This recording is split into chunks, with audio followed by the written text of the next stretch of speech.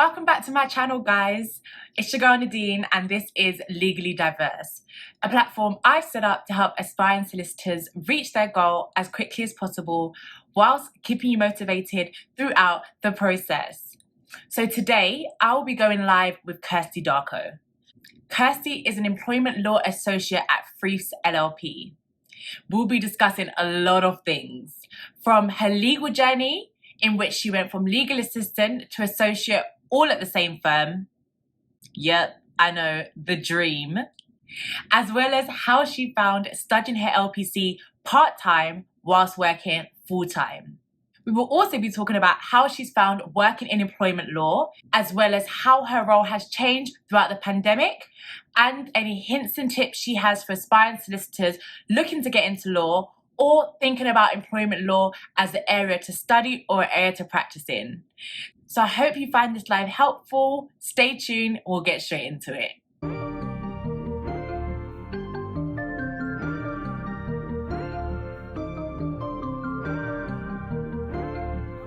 Hey, Kirsty. How are you? I'm good. How are you? Good. I'm good. I feel like I haven't seen you in ages, obviously, because of know. COVID and life, but it's been a while. Good to see you. It's Same. strange doing it through this. I've never been on live before. Well, okay, I was on live on Sunday, but I've never hosted a live. So you're my first hosted live, so it's exciting. Yeah, I'm really excited. Thanks for this. No worries. So for those who don't know, Kirsty and I did go to university together. So we studied our undergraduate at the same time in Leicester. So we kind of worked through the education part of law together and then went our separate ways. And Kirsty is now an employment associate at Freeths. So congrats. Thank you. You qualified in 2019? Yeah, September 2019. So just over a year and a half ago now. Wow. Because I've spent more time qualified, like working at home in the pandemic than I did actually in the office. I'm sure. We'll get into all of that. So luckily, some people did send me in some questions, which I sent to you so you can have a bit of an overview. But if anyone has any questions during the live, if you just hit the question mark at the bottom of the live and we'll try and get to them at the end as well. Is that okay? Yeah, fine. Great. And down, it's just because I'm looking at some notes. Okay, that's fine. I have my questions here as well, but I think I prepped a bit, so we should be all right to go. So if we just start off then with you giving us a bit of a background of your legal journey, so from legal education right up until now, and then we can kind of go into each bit separately after that. Yeah, no problem. So I studied undergrad at University of Leicester with you. Mm-hmm. I loved my degree and it just made me really think I definitely want to do law. Because I know for a lot of people on the course, that was their awakening. It was the Absolutely. awakening. Law isn't for me. So I did that. And then 2 weeks after I finished my final exam, I started at Freeths. As a legal assistant. I started my LPC part-time in September 2016. That was fully funded by Freeths. And whilst doing my LPC, I was working as a legal assistant at the same time for about a year.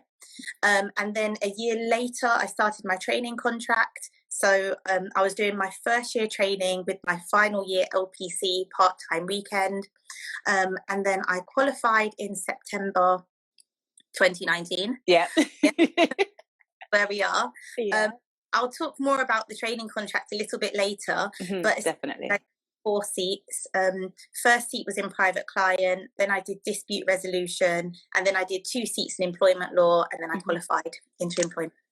Great. I mean, it's really good because you actually had a really consistent journey at Freeths from when you graduated up until when you qualified. And it's refreshing to know that you actually can go through that journey with one firm, because it can be really hard to get a training contract or to get your foot in the door and keep your foot in that same door. So yeah, congratulations, girl.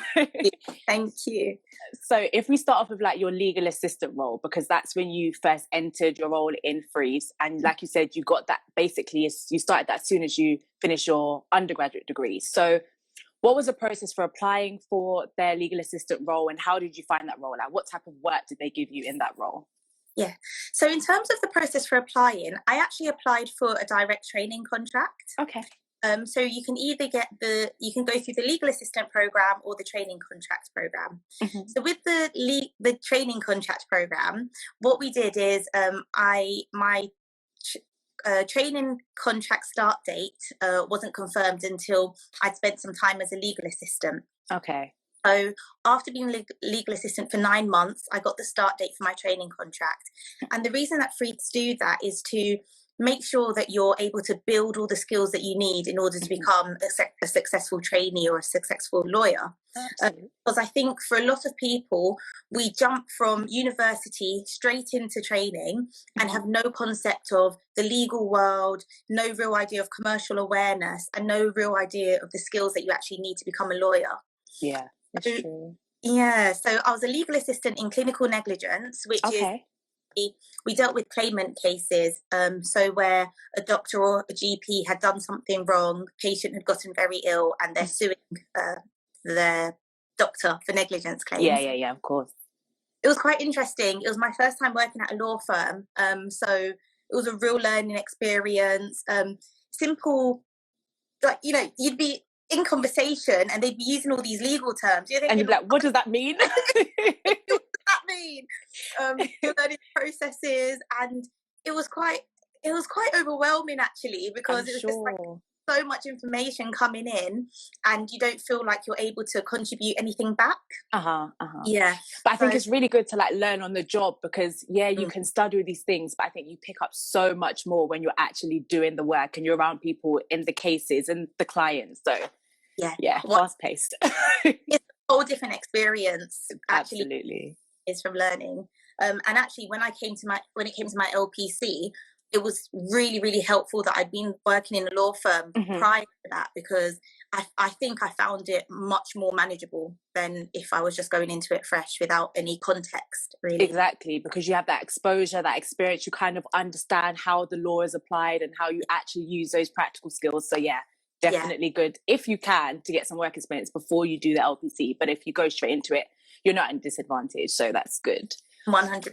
Yeah. I think one question that I got was because I think someone had a little look at your LinkedIn as well, and noticed that, like you said, you did your LPC while still at Freeths. So you know you did your LPC part time. You're at Freeths still working full time. How did you find doing the LPC part time, like balancing the two? It was tough. It was stressful. I put a lot of pressure on myself as well. Of course. But it's just about being really organized. You need to make sure that, you know, at work you're doing your work, after work your evenings are a complete write-off. You just have to study.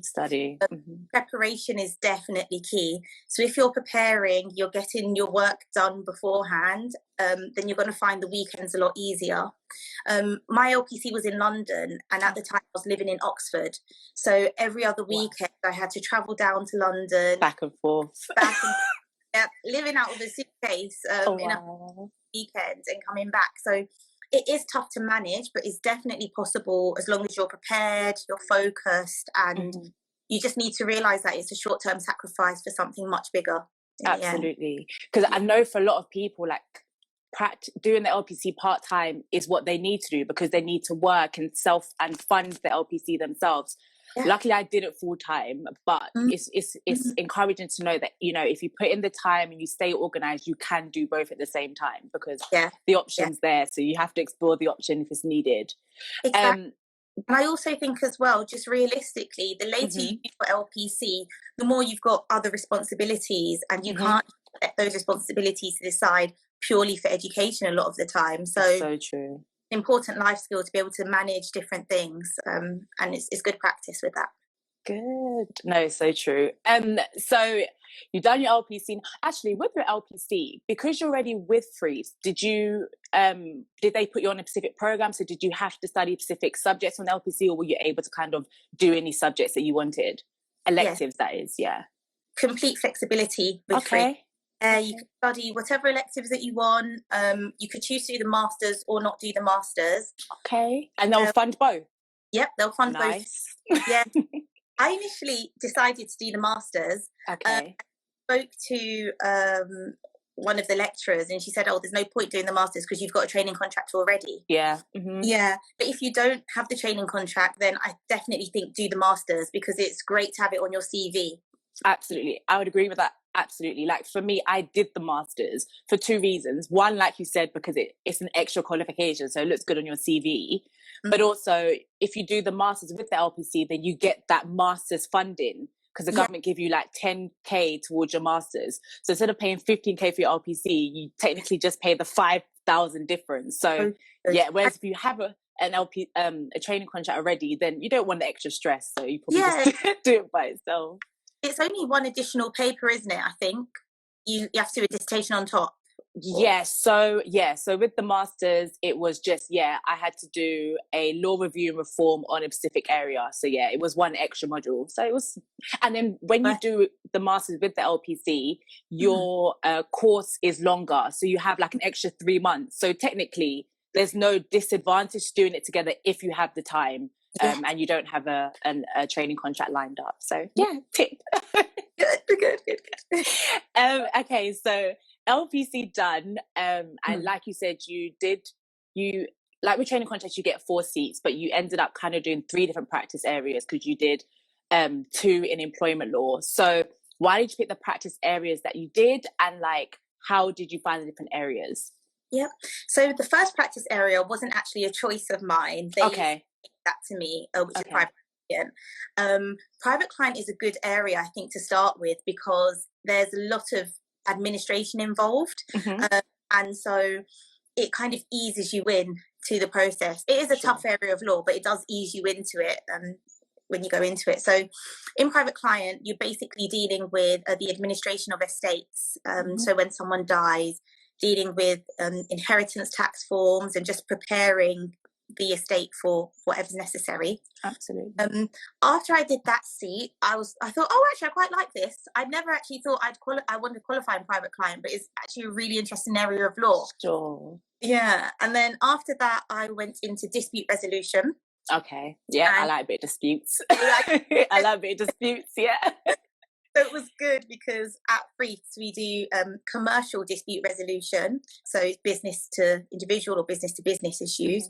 We do property dispute resolution, so landlord and tenant, and then we also did contentious trust and probate, which is where there's a dispute about a will. That's the side that I really enjoyed. Oh, okay, not me. Yeah. I prefer the property disputes. I'm not trying to contest the will. Okay. And then I was really firm. I don't know if you remember from uni, but I really wanted to do family law. I was just going to say, that's probably why you liked private client, because you were all onto family law. Yeah. All over family law. But Freeths wasn't able to give me a seat in family law. Okay. So fighting for it. And then I thought, well, do you know what? I really enjoyed employment at uni. So let me try employment. And I loved it. It was really, really good. Really. That's why you did 2 seats. Yeah, so interesting. And it's funny how you change during your training contract, because I got into law really wanting to help individuals, which is I wanted to do family law. Yeah. But when I started practicing, I thought, this is long. Like, I need to work for businesses, separate my personal feelings and emotions and everything. Absolutely. Yeah. And so with employment, it worked out perfectly, because you're just dealing with HR professionals or like management in businesses, advising them on their issues. And the claimants that I deal with are senior executives as well. So it takes the emotion out of the situation. Yeah. So yeah, I did employment. I loved it. Freeths saw that I was quite good at it. They felt, so they let me do a 4th seat as well. Nice. Yeah. Qualified. Nice. No, I completely agree. Like, my legal interest has changed dramatically. Like, when I first thought I wanted to be a lawyer, it was all about criminal law. It was all about helping people who, got into a bad situation. And obviously I still care about that now, but you tend to realize that with those type of areas of law, you put a whole lot of emotion into it, and it can sometimes be a bit draining. And then I shifted to property, and then I thought, I'll definitely do this at 2 places, and then thought, nah. And now I'm like more interested in like disputes and like restructuring. And so honestly, like, I think one big takeaway from this is just keep an open mind. Definitely. And it shows how important work experience is. Absolutely. Experience in as many different teams as you can, whether it's boutique firms, regional firms, national firms, international firms, get a real feel for it so that you can make a real informed decision. Absolutely. It's fun you say that. So with that in mind then, why did you decide to apply for Freeths? Yeah. Was it just one of the applications you did, or was there a specific focus that you had with Freeths? Yeah. So it was the second. It was a specific focus. Yeah. Nice. In my second year at uni, I was applying for loads and loads of training contracts without any real direction. I just wanted a training contract. And then when I didn't get one in my second year, I thought, okay, I need to be really specific about the type of firm that I want to work for. What does that mean? For me, it means what type of work do they do? What's the culture of that firm? What's their ranking? What are they specialists in? And once I was able to narrow that down, Freeths actually came to Leicester University, and I met them at one of the career fairs. I remember, yeah. I spoke to HR there, and I just felt like I had a real connection with the firm. So with that, it made my application a lot more authentic, because you could feel through it that I wasn't just trying to find a firm. I wanted this particular training. Absolutely. Yeah. So that's how I got to Freeths, and that's the tips that I would give everyone when they're looking for training contracts. And when they do narrow the search, they'll have better chances in actually being successful. Again, I agree. So I think that is probably one of the biggest reasons why you were able to get in so quickly, because you were so direct and intentional about this one firm. I think that's also why I kind of didn't get a training contract for a number of years, because I didn't have a focus. Like I said, I had more of a criminal passion. So even though I moved into thinking commercial, I still didn't know what area of commercial or what I wanted out of a commercial law firm. So I was just applying to all the firms you hear about. Thinking, they'll give you a training contract. Chambers, whatever. Literally, Chambers, Legal 500, like, they're good resources, but you need to look at them with an idea and with a checklist. Do you know what I mean? So you're not being aimless about your application. So yeah, I think I waste a lot of time. Yeah.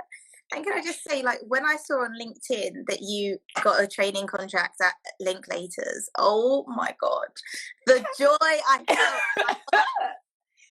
You deserve. Okay, you're back. Sorry, I don't have to. That's okay. That's okay. You'll tell me how amazing I've done on LinkedIn. No, I'm joking. Yeah. You have. But no, I appreciate it, because it's definitely been a struggle. And I remember reaching out to you to be like, Kirsty, help me with my legal assistant application. Like, girl. But I'm glad that we're both on like the right track. So yeah, here we are.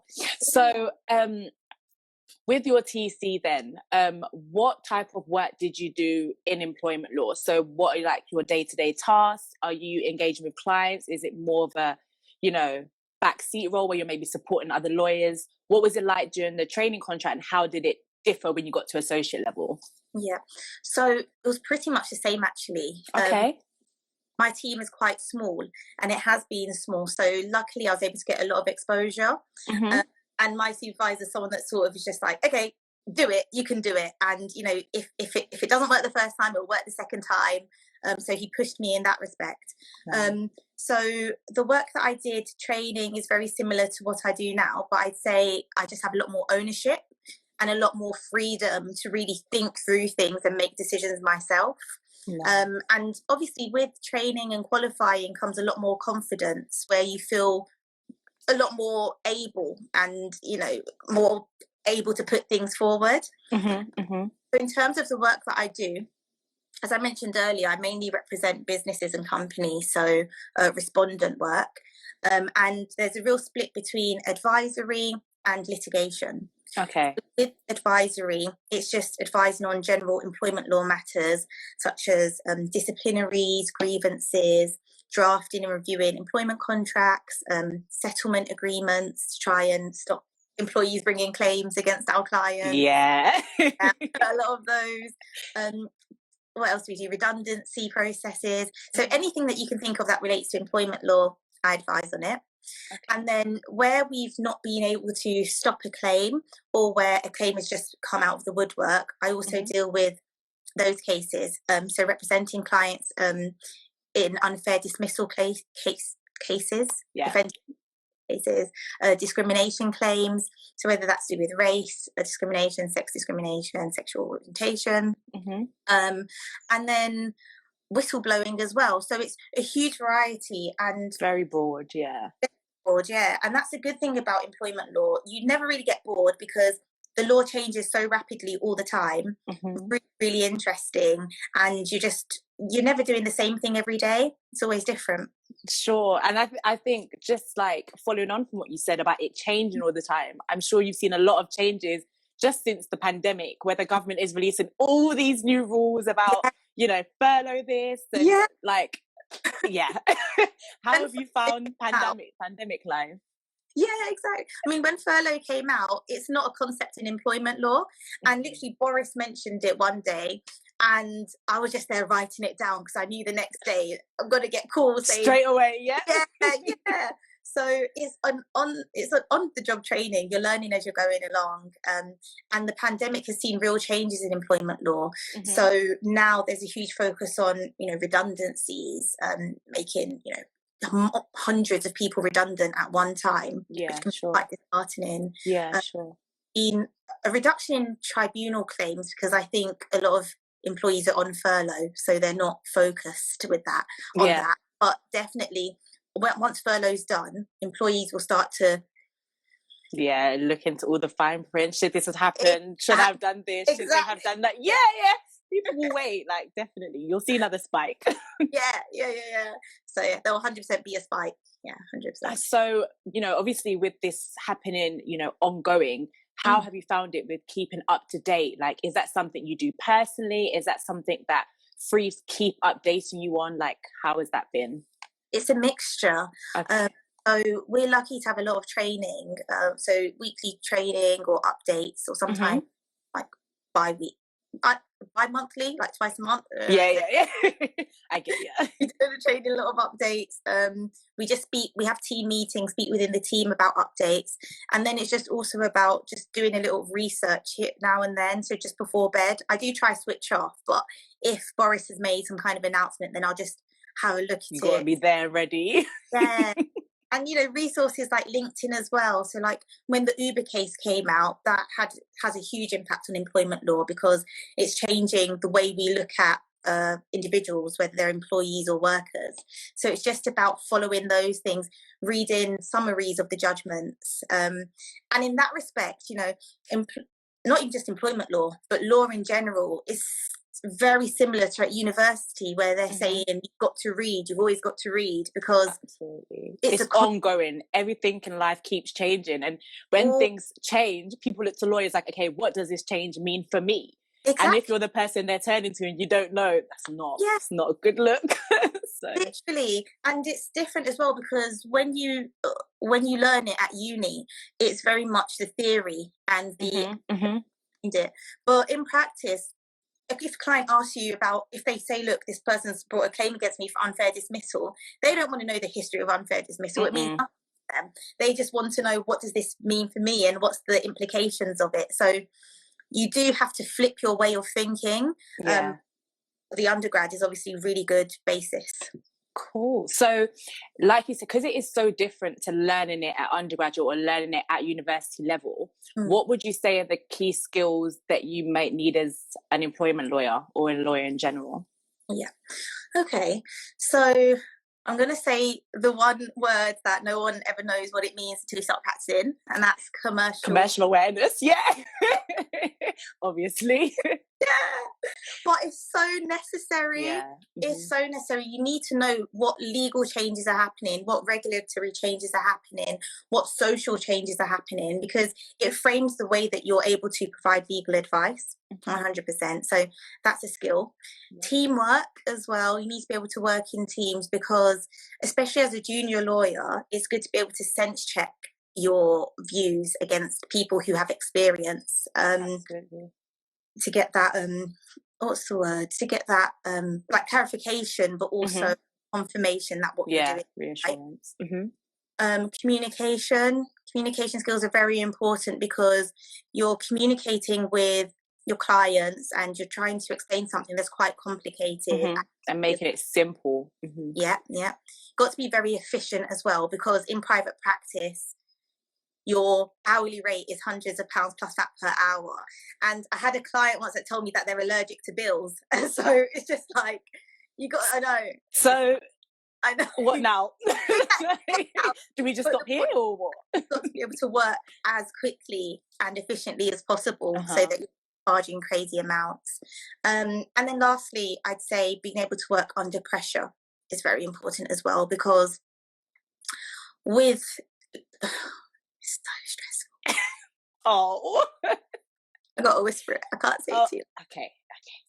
So stressful. And especially if you're dealing with litigation, you've got firm time limits and you've got to work to all of those.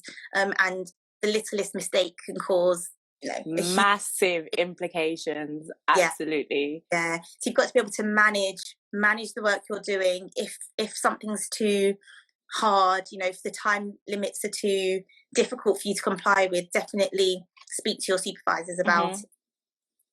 Because at the end of the day, everything can be fixed most of the time, as long as you deal with it as soon as you become aware of it. The last thing you want to do is make a mistake and then shove it under the rug and hope no one notices, because it may have been a small issue when it happened, but if you leave it and deadlines are missed and now the law firm has to pay all these extra charges because the client's missed, it can go from 0 to 100 just because you tried to cover up something. So yeah, 100%. Yeah, you definitely don't want to do that. Okay, so in terms of general advice, something that I kind of alluded to earlier is obviously, being able to do that whole journey at one firm. You very rarely hear it, but when you hear it, it's wow, that's the goal. No one really wants to jump around if they don't have to.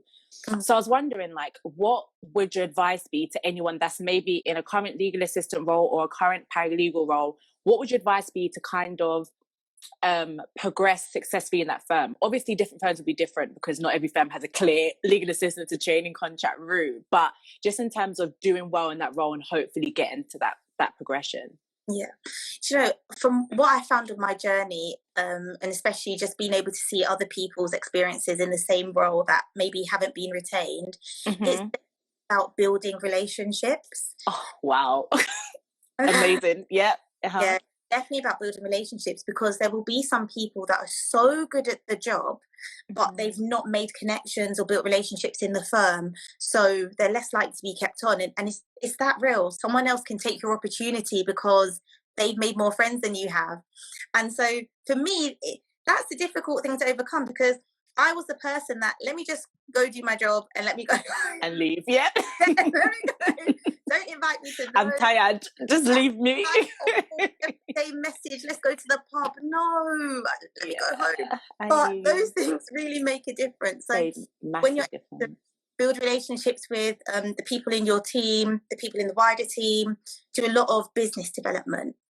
So if they're saying, look, we need someone to go to this event, volunteer, I'll help set up, I'll help organise, I'll help do this or that, because you're able to then establish yourself as someone who is known in the firm, someone who's appreciated, and because of that, they want to go the extra mile to retain you. Because it's a two-way street at the end of the day. It's not a one-way decision. Yes, you want to stay because you want that stability and it looks good on your CV, but at the same time, they want to make sure you also want to make sure that it's the right firm for you. So yeah. No, honestly, I actually had to flick my head back, because building relationships is honestly the biggest thing, even when it comes to paralegal level. Yes. I've had the same recruitment agent for 8 years. So I met this recruiter back in 2013. And for the last 8 years, anytime I need a job, a random ad hoc legal role, non-legal role, I've always contacted the same one person. I've always had a job. Building relationships with people is so important. And then fast tracking that to now my vacation scheme at Links, I made relationships with over 25 people at Linklaters during that 2 weeks. Why? Because everyone needs to know who I am. We need to connect. You need to know how much I want this. You need to know I want to keep learning. It's so important. Please.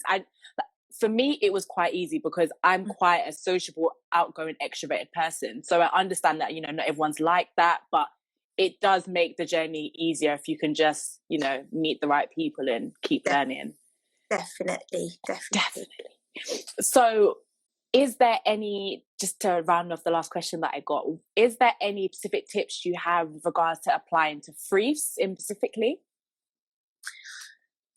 Not specifically to Freeths. Okay. I think firms in general tend to look for the same types of things, just on a general level, right? So as I mentioned earlier, being very specific in the type of firm that you want to work for. Okay. And with that in mind, do your research. It's important to know where that firm has been, where they are now, and what their future goals are. How they plan on achieving those goals, and how those goals could be impacted by the legal landscape or social landscape. Work experience, get as much work experience as you can. When I was before I went to uni, I was able to shadow magistrates in a magistrates court, which was good.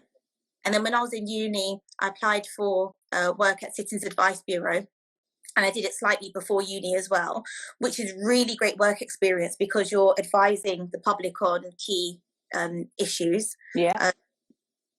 So work experience, research your firm, and then also just continue to build your skill set. Even if you're unable to get legal experience, work in retail and build your skills on teamwork, build your skills in understanding the business, understanding the brand.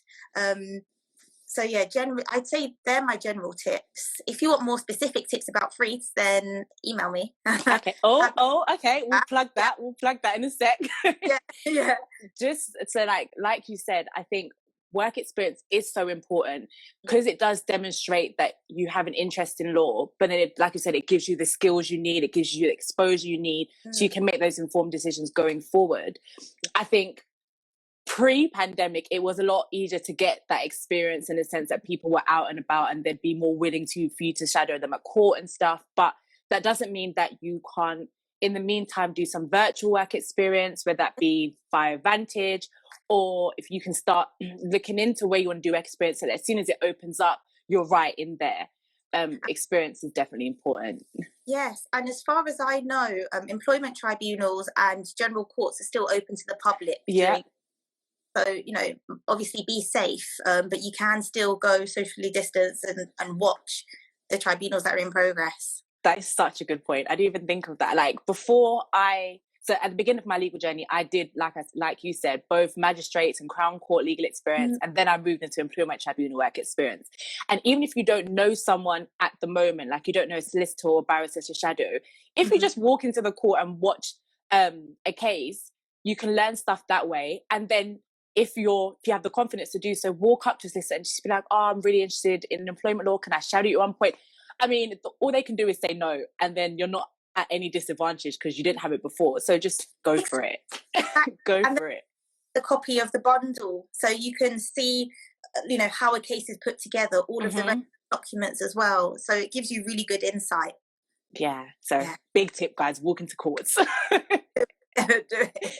Okay, I think we do have a couple of questions that have come in since we started the live. So let me just scroll up and see. Thank you guys for continuing to stay in our live. I hope it's been helpful. Let me see. Okay, so we have a question here. Are there any mistakes you made when approaching training contract applications? How did you avoid making those mistakes? Yes, yeah. So this touches on what I said earlier. So the mistakes that I made was just applying for as many training contracts as I could. I literally went on lawcareers.net, which actually a really, really good website. Great website. Went on it. I looked at the salary. I looked at the different. Salary's important. I'm joking. It's not as important, guys. And then I looked at the types of areas of law that they did, and I just applied to it. Did a little bit of research. But the way that I learned from those mistakes was when I didn't get offered a training contract the next year, I was very much focused in what it was that the firm that I wanted to work for, and the reasons why I wanted to work for them. So yeah, they were my mistakes. So learn from them, because as we were touched upon earlier, so with me looking at a firm and just looking at specific areas of law, I closed my mind to other areas, and I ended up qualifying into an area that I didn't think would be for me in it. And actually, you loved it. And a lawyer in any other area of law. No, that's so true. Okay, let me see. Okay, another question. Is it possible to do seats in areas you haven't studied but know you're interested in that area? Yeah, absolutely. So it depends firm to firm, really, I think. But yeah, you can study a seat wherever it's available, wherever the firm allows you to study it. It's almost better not to have prior experience in it, because at the end of the day, it's on the job training, and you want to be moldable, because every lawyer works quite differently. So if you go into there with prior knowledge and a prior way of doing something, it can limit your ability to try something new. But at the same time, it provides you a really good starting point if you already know what to expect. Have a bit of background knowledge, Yeah, exactly. And it kind of puts you above others, because you can suggest things, you can suggest ways of doing things. So yeah. Yeah, I think I would definitely agree with that. It's like, I don't think you're at any disadvantage by not studying in a specific area of law. That's why when you go to do look at training contract applications and requirements, if you've already done your LPC, law firms and like lots of people ask the question, oh, like, does it matter what seats I study? And they're like, some law firms will say, yeah, we want you to study such and such, but most law firms will say, oh no, it doesn't matter. They'll just put more emphasis on the grade that you got. So don't worry too much about it. I think go into your LPC or your SQE. I don't quite know how that's going to work, but go into it with an open mind, study things that you're interested in, and just let your career go how it goes. I think when you get to the training contract seats, you will make a list of the seats that you're interested in, that you want to maybe do some experience in, and then they will give you what's available depending on what everyone else chooses as well. So I don't think whether you studied it is really what's important, because I know that lots of law firms now have just gone onto this automated system where they automatically put you in seats, like more of like a robot thing. Like I know Links does that now, so they don't check what you studied. You learn while you're on the job. Yeah. And it is actually possible, whilst probably not recommended, but it's possible to qualify into an area that you've not even trained in. I've heard that. Yeah, as long as you can demonstrate you've had some kind of experience in that area.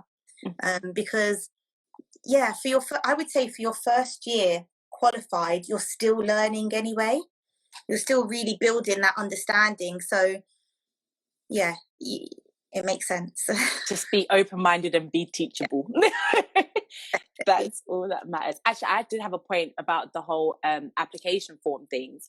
I think, like you said, research is so important. And I did a post on my Instagram about how to research law firm and what to think about. I think another major thing when you're doing application forms is just make sure you check it before you submit it. Like, you don't want any spelling errors, any grammar errors. You want to make sure that the answer you give them actually answers the question that is set. Because a lot of us will spend hours on these application forms, will be so quick to press send because we're just done. Like, we're tired and we're done and it's ready to submit it now. But I think getting two or three people to just check over it, they can really make sure the fine details have been dealt with, and like you haven't misspelled something, or like law firms will be like, oh, they spelled our law firm's name incorrectly. Yes. And it's like, that's kind of not excusable, but at the same time, if you've looked at it so many times, you might not see it. So you need fresh eyes. So I think. And that's the thing as well, like, don't leave it till last minute, because they announce the closing date well in advance. So definitely take your time, sleep on it, and then the next day fresh and submit it. I've actually just recorded a video about application forms. I'm going to release that soon, so I'm kind of giving you all the tips now, but I'm going to give you one more because it's important. And Kirsty mentioned it, so I have to give it to you. And that's the deadline. Like I said, a lot of law firms will have deadlines, and so there'll be no excuse to them like looking at your application past the deadline. But I think it's also, during your research, it's important to kind of understand whether their deadline is a rolling deadline. So, for example, a lot of law firms have like the 31st of July as a deadline, but some law firms will start looking at applications as soon as they come in. So the October before. And if you have people apply in October, November, December, and then you apply on the 30th of July, it's like, okay, did this applicant really want to work for us? Did they just kind of get us in last minute? Like, they can get that picky when it gets down to the final crux of it. So yeah, you want to give yourself the best opportunity to have as many spaces and vacancies as possible, because they may have given contracts already. So if they have 30 in total, they may have given 19 away, and you don't really want that. So get them in as soon as possible after you've checked it. Good tip, really, really good tip. Yeah. And just going back to Freeths, so the legal assistant program is a rolling program. You can apply for it any time of the year, whereas the training contract is at set intervals. Great to know. I actually did just check it. I think I checked it yesterday, and they have like a number of different separate ones, like legal assistant for Nottingham and legal assistant for Oxford or Milton Keynes. But then they had like one that just said legal assistant program, and I clicked on it, and that deadline is the 20th of April. So it's a week's time. So next week, yeah. So if you think you may be interested in Freeths, do your research and then go and check out the application, because deadline is in a week. So do it. I think that is all of the questions. Oh, it's been such a great live. It's been really, really good. I think that's all the questions. Cool. No, Thank you so much for coming on, Kirsty. Honestly, it's been great having you. And when I did like a post 2 weeks ago asking what areas of law everyone was interested in and wanted to hear about, and employment law kept coming up. So I was like, okay, I got to get you on. So I'm glad that you're able to accept.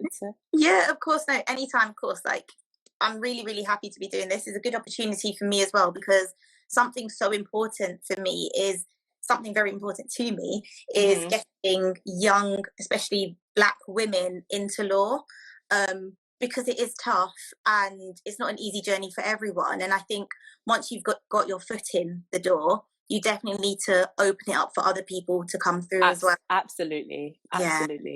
That's why like last year I made my legal Instagram page, and I was like, oh yeah, like I'll just connect with people. And then like I had a major imposter syndrome, and I was like, okay, you haven't got your training contract yet, no one wants to hear from you. So the moment I got it, I was like, okay, we need to go full force of the content. So yeah, honestly, I'm gonna keep doing these lives and plugging in as much different information as possible. And so thank you for being a part of it. Welcome. You're welcome. Have a good evening. Take care and good luck with everything. But We'll definitely keep in touch. All right, bye, darling. Bye. Thank you so much for watching another one of my lives, guys. We both hope that you found it informative, engaging. Make sure to leave a comment in the description bar to let us know what you thought. Is there any questions you have about employment law or life as a lawyer? If you drop them in, we'll be sure to get back to you as soon as possible. Other than that, don't forget to like, comment and subscribe, and I'll see you in my next video. Bye.